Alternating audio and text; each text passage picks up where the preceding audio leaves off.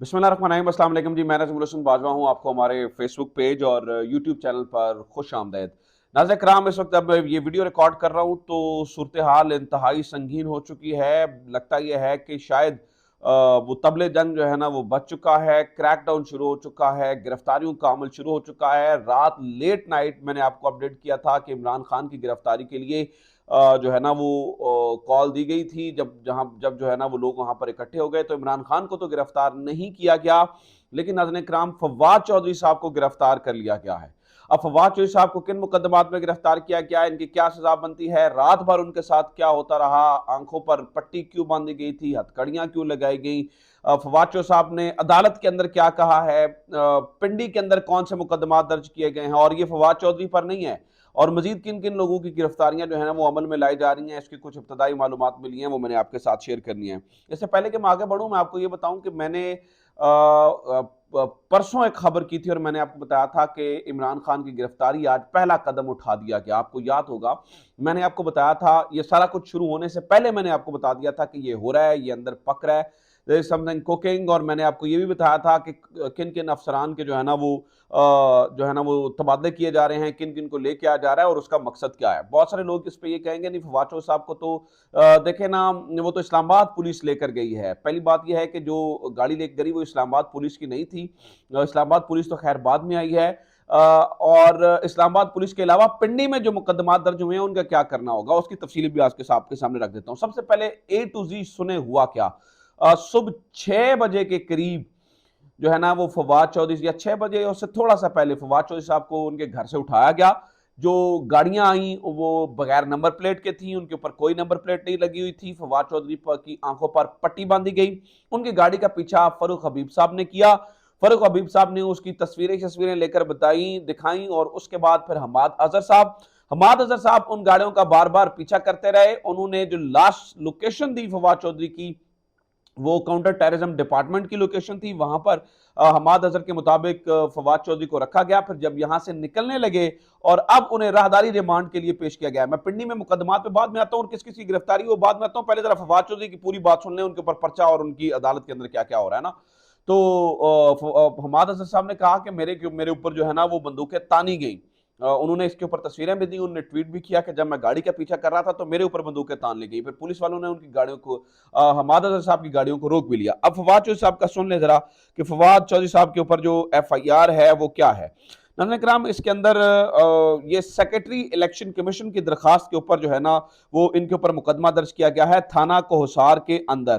थाना कोहसार के अंदर जो है ना वो इसको दर्ज किया गया है। इसके अंदर जो 2 दफात लगाई गई हैं, 124A और 151A, ये दोनों दफात जो हैं वो नाकाबिले जमानत हैं। एक जो है वो सेडेशन चार्जेस हैं और दूसरी जो दफा लगाई गई है नाज़रीन कराम वो लगाई गई है दुश्मनी जो है ना वो उसको भड़काने के लिए, एनिमिटी की जो है ना वो दफा लगाई गई है।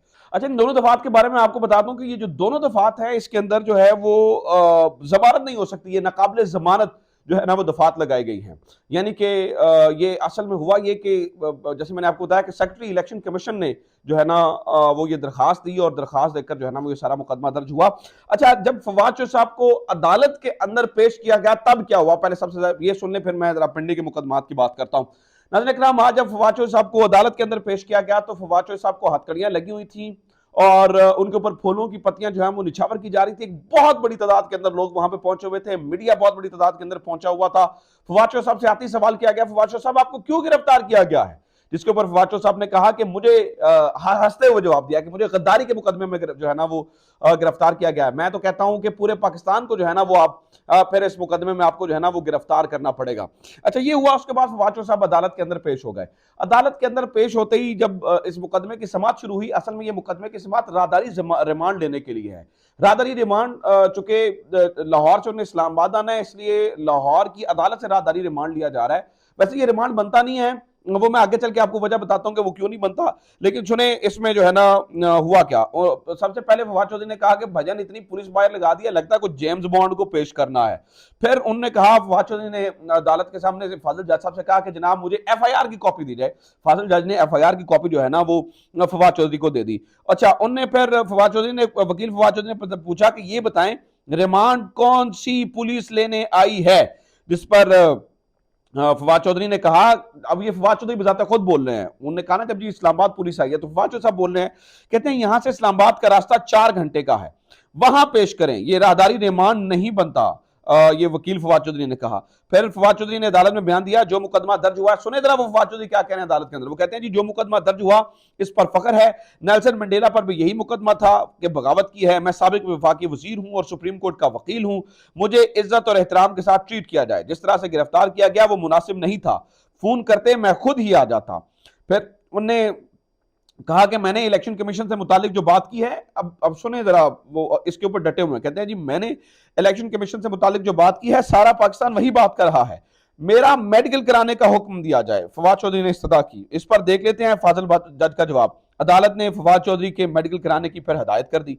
कमरा अदालत में फवाद चौधरी की फैमिली फिर इसके बाद जो है ना वो शोर शराबा ऑब्वियसली एहतजाज कर रहे थे, जिस पर फाजिल जज ने कहा कि आप खामोश हो जाएं, आप जज्बात में ना आए, जो होगा कानून के मुताबिक होगा।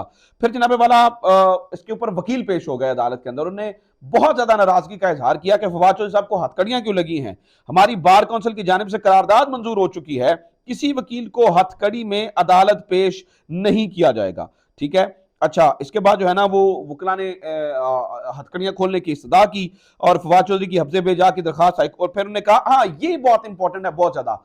वकला कहते हैं जी फवाद चौधरी की हफ्जे बेजा के अंदर रखने की दरखास्त ऑलरेडी जो है ना वो इस्लामाबाद हाईकोर्ट के अंदर पेंडिंग है। जब तक वहां से फैसला नहीं आता है तब तक आप राहदारी रिमांड नहीं दे सकते हैं।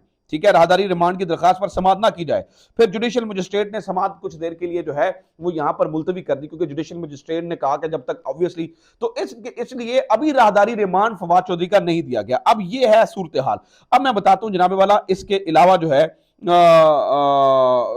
वो क्या हो रहा है। जितने इस वक्त नाज़रीन कराम जो जर्नलिस्ट हैं, कुजा के वो हामिद मीर हैं, एजाज सैयद हैं, कोई एक बंदा भी इस गिरफ्तारी को जस्टिफाई नहीं कर रहा है, कोई एक बंदा भी इस पर जो है ना वो ये नहीं कह रहा कि ये दुरुस्त हुआ।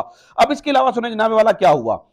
एक मामला तो यहां पर है, दूसरे कुछ मुकदमात नाज़रीन कराम इस वक्त जो है ना वो पिंडी के अंदर भी दर्ज कर लिए गए हैं। वो हुआ ये कि 10 नवंबर 2022 को 10 नवंबर 2022 को मंदरा रोड ब्लॉक की गई थी। कहा गया जी मंदरा रोड ब्लॉक की गई थी क्योंकि वहां पर पाकिस्तान तहरीक इंसाफ के कारकुनान एहतजाज कर रहे थे। आज 25 जनवरी 2023 को पुलिस ने उसके ऊपर मुकदमा दर्ज कर लिए हैं। तो एक वेव नाज़रीन कराम शुरू हो गई है गिरफ्तारियों की। ये मैं आपको बता दूं, ये मामला जो है ना वो अब देखें, मैंने जो मोहसिन नकवी साहब का नाम लिखा है ना थंबनेल के अंदर, वो इसीलिए है कि मैंने कहा था पहला कदम उठा दिया गया है। मैंने आपको याद होगा परसों इसके बारे में जो है ना वो खबर भी दी थी।